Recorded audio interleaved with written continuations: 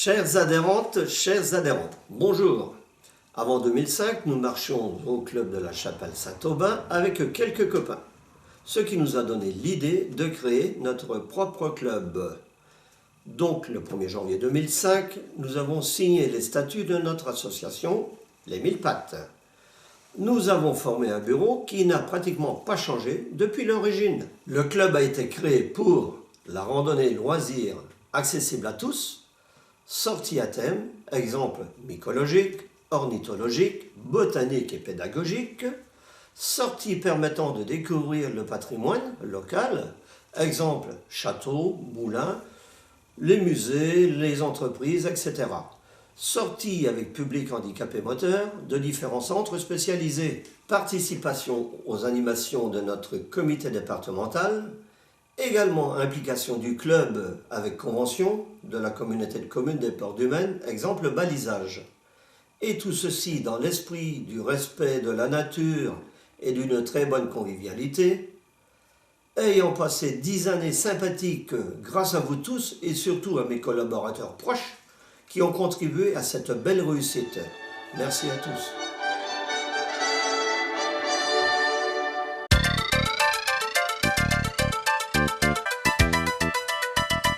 Quelques chiffres du Mille Pattes pour vous montrer l'évolution du club depuis sa création en 2005. L'évolution des adhérents a doublé depuis 10 ans, 76 adhérents en 2005, une croissance constante jusqu'en 2011, de l'ordre de 20% environ par an.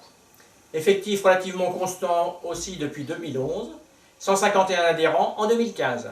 Les adhérents viennent d'une trentaine de communes aux alentours de Souligné, 50% des adhérents représentés par 3 communes, Ballon, Saint-Marc-sous-Ballon et Souligné-sous-Ballon. Pour qu'un club vive, il faut un budget de fonctionnement. Donc les recettes sont passées de 4 700 € à 21 200 € en 2014.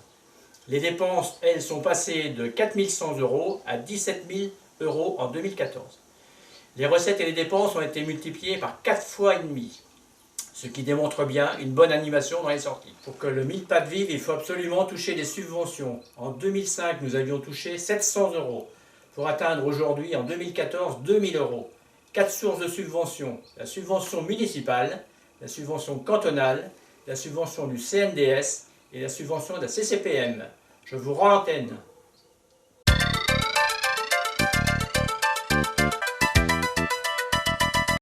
Pour préparer une randonnée, vous pouvez le faire à partir d'un lieu que vous connaissez bien, qui vous plaît, ou vous n'avez pas d'idée sur un lieu précis.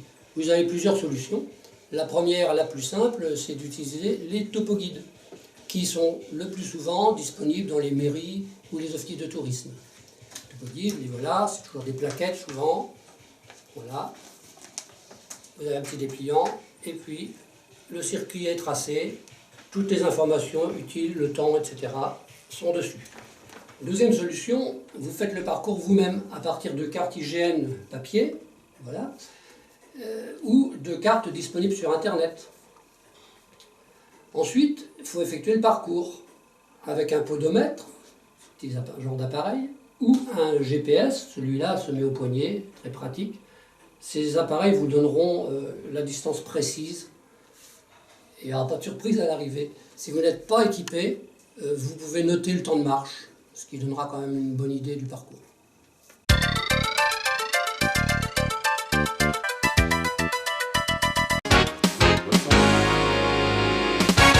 Bonjour, je vous parle depuis les studios de la Route des Crêtes.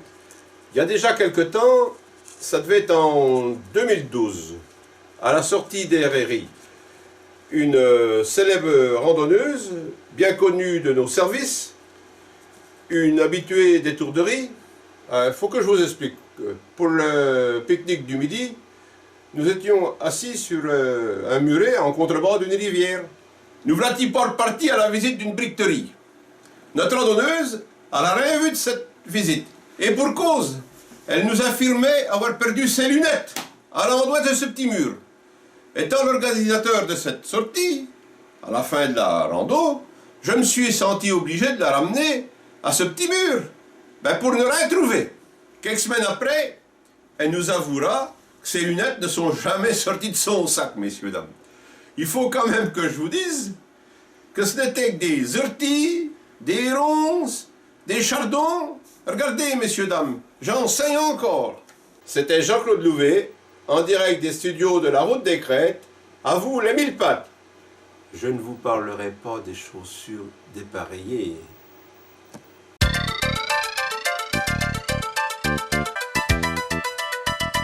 C'est en février 2008 que la communauté de communes de Portes du Maine propose une charte à l'association de randonnée pédestre 1000 pattes d'effectuer le balisage des 200 km environ de chemin sur la dizaine de communes du territoire. Le balisage est un fléchage composé de tout droit, de tourne à gauche, de tourne à droite et de croix. Il a pour but de diriger du départ à l'arrivée chaque emprunteur de chemin qu'il a choisi. Pour ce faire, un panneau indicateur est installé dans chaque commune et chaque marcheur, confirmé ou pas, décide de la couleur et de la distance du circuit qu'il va emprunter et n'a plus qu'à suivre le balisage qui le ramènera au panneau de départ. En mai 2008, 4 bénévoles de l'association ont effectué la formation baliseur-aménageur et aujourd'hui nous sommes 8 à effectuer l'entretien de ce balisage en peinture sur des supports naturels ou sur plaquettes. En 2014, une nouvelle charte avec la communauté de communes a été signée, mais cette fois pour la création du balisage des 230 km de chemin VTT. Ces chartes sont renouvelables tous les 3 ans. Bonne promenade à pied ou à vélo. C'était Jean-Louis Boileau, en direct de Ballon. À vous les studios!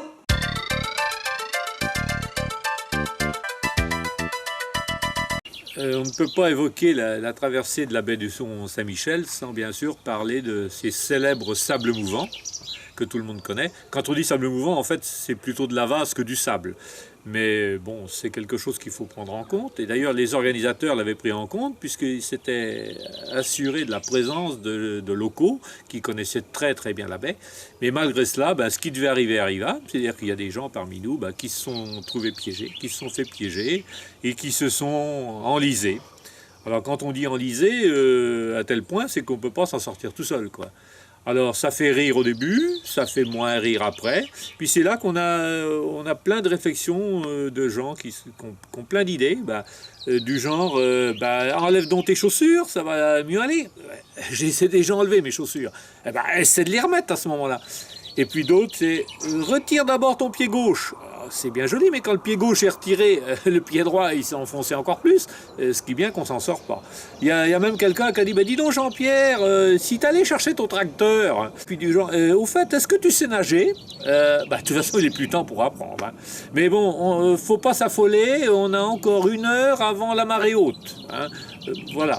Donc tout ça fait que le temps passe, les gens s'enfoncent de plus en plus, et puis on rigole beaucoup moins. Bon, enfin, ça c'est quand même bien terminé. On a réussi à retirer tout le monde et ce n'est qu'un excellent souvenir.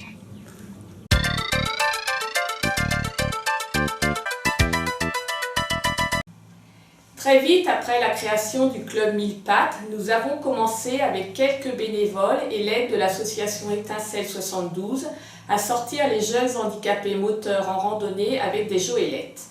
Vous savez maintenant tous ce qu'est une joëlette. Une brouette à une roue montée sur des suspensions conduite par 2 personnes, une devant et une derrière. Cet ustensile permet à la personne handicapée installée sur un siège de passer en randonnée quasiment partout avec plus ou moins de difficultés pour les mulets porteurs. Chaque année, nous faisons des sorties à la demi-journée, puis à la journée avec l'IEM de Savigny-l'Évêque, la MAS de Sillé-Guillaume et la MAS de la Fresnay-sur-Chédoué.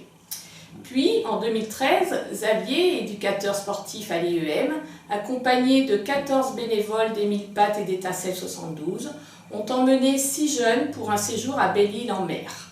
Cette action a d'ailleurs été récompensée par un prix du Crédit Agricole de 2 000 €. Le prochain projet à l'étude de Xavier est d'emmener 6 jeunes sur un périple de 13 jours en Corse. Au nom de toutes les personnes handicapées qui ont participé à ces excursions en joëlette, je remercie tous les bénévoles qui ont donné de leur temps, de leur énergie et du courage pour faire passer à ces personnes de fabuleux moments.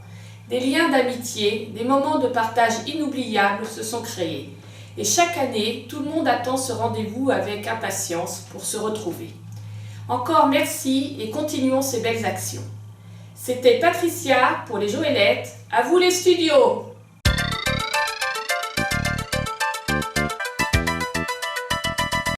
Bien, vous connaissez comme moi Bernard et son goût prononcé pour les jeter de pierres dans l'eau. Ça peut se produire à tout instant, dès l'instant où il trouve et de l'eau et des cailloux. Les exemples sont assez nombreux, notamment en présence de lavoirs, en présence de ruisseaux. Je me souviens également à Mont-Saint-Jean, par exemple. Et puis, il y a Brasparts en septembre 2013. La pierre a pris son envol, elle est en courte trajectoire et progressivement elle se rapproche de sa cible. Mais on ne sait pas quelles sont les conséquences de ce jeté. Je vous laisse les imaginer.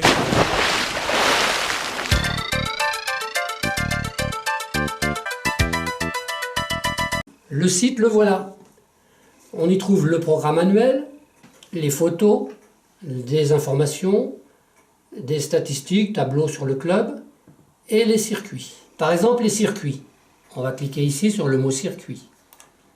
La liste s'affiche et on va aller chercher un circuit n'importe lequel. Par exemple ici, Sainte-Gauburge. Et le voilà à l'écran.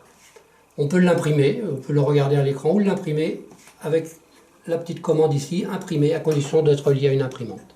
Comment y aller? On va ouvrir son ordinateur et taper 1000 pattes Wiféo.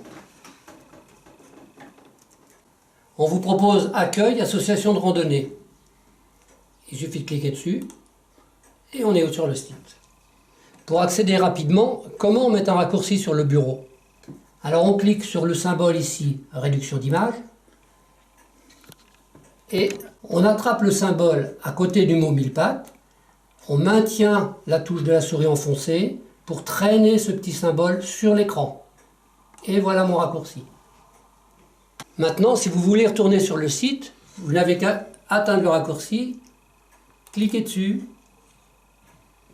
et le site apparaît. Magique, non?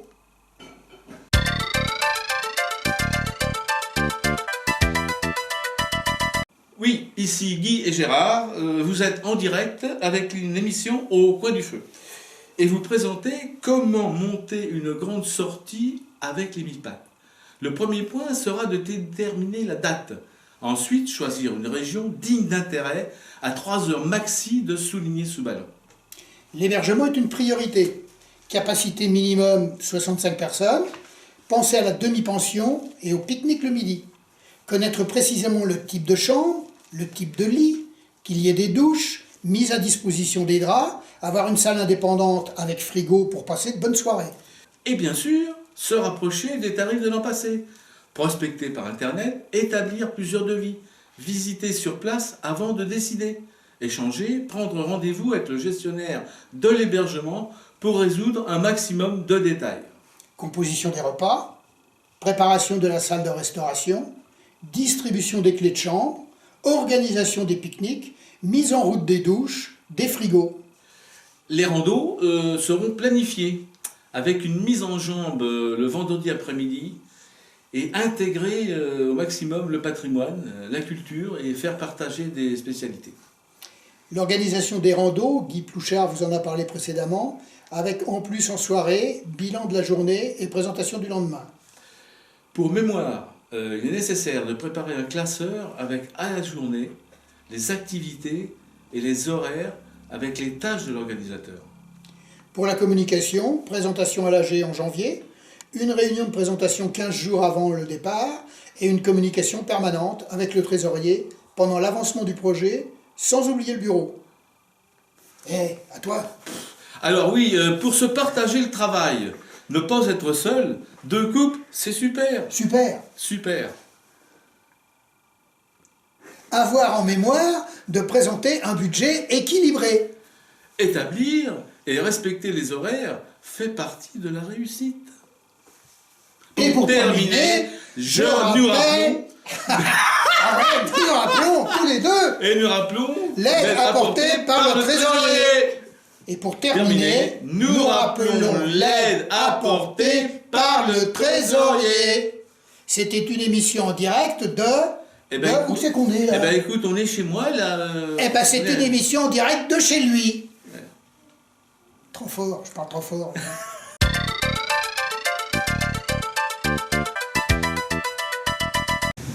À raison d'environ 3 sorties par mois, on organise des randonnées les mardis, les jeudis et les week-ends, soit 33 sorties pour cette année.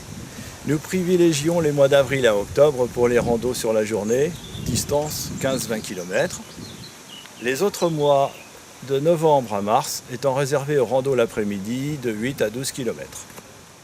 Je tiens à jour les statistiques des participations aux randonnées depuis 2011, qui laissent présager que 2015 sera une année exceptionnelle, comme le graphique le démontre. Pour information, la moyenne des randonneurs par sortie de l'année 2014 était de 33, en 2013 de 32 et 2012 de 31. Donc toujours en progression. Les adhérents qui participeront à toutes les sorties 2015 auront marché environ 500 km. Pour comparaison, en 2006, c'était 165 km. Je profite de ce passage à la télé pour vous signaler qu'il reste encore quelques dates de libre sur le programme 2016. Et je suis prêt à étudier toute proposition honnête. Tout ça pour vous remettre un programme détaillé des sorties des mardis, jeudis et week-ends. Je gère également les photos sur le site. À chaque sortie, des photos sont prises, soit de bâtiments, de fleurs, d'animaux, de personnes en situation cocasse si possible. Après les avoir regroupées par sortie, il est nécessaire de faire un tri et ensuite réduire leur taille pour pouvoir les mettre sur le site. Ici Route des Crêtes, à vous les studios.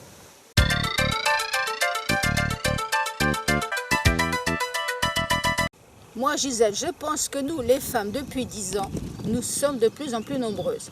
J'ai remarqué que nous étions plus résistantes, plus téméraires, moins ronchons, toujours de bonne humeur, plus disciplinées, consommons moins de rosée.